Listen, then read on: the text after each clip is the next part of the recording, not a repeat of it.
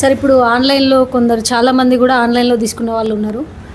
వాళ్ళు ఇప్పుడు మళ్ళీ కేర్ హెల్త్ ఇన్సూరెన్స్లోకి రావాలనుకున్నారు అనుకో, దానికి మీరు సలహా ఏమి ఇస్తారు సార్?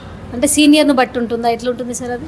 ఎస్ మేడం, అంటే జనరల్గా మనకి ఏంటంటే పోర్టబిలిటీ అనే ఒక ఆప్షన్ ఉంటుంది. అంటే పోర్టబిలిటీ ద్వారా మీరు ఏ కంపెనీలలో తీసుకున్నా అక్కడ ఏమైనా ప్రాబ్లం ఫేస్ చేసి సర్వీస్ బాగాలేకనో, లేకపోతే ప్రీమియం ఎక్కువైతుందనో, లేకపోతే రకరకాల ఇష్యూస్ మన దగ్గర డే 1 కవరేజ్. ఇప్పుడు ఫర్ ఎగ్జాంపుల్ అక్కడ 2 years మనకు సీనియారిటీ ఉంది, వేరే కంపెనీలో ఒక ఎక్స్ కంపెనీలో 2 years సీనియారిటీ ఉంది.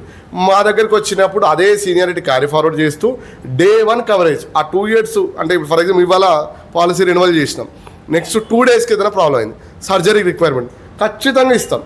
సో ఈ పోర్టబిలిటీ అనే ఆప్షన్ ద్వారా వాళ్ళు సీనియారిటీ అనేటువంటిది 100% దీంట్లో వస్తుంది.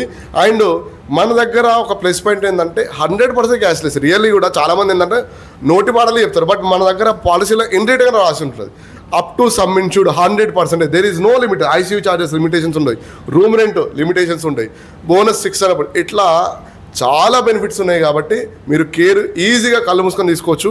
అండ్ వేరే వాటితో పోల్చుకుంటే మన దగ్గర మీరు చూసుకుంటే మా ఆఫీసులో దాదాపు 3 ఉన్నారు. ఈ 3 కూడా ఏంటంటే కంప్లీట్గా సర్వీస్ కోసం మాత్రమే సపోర్ట్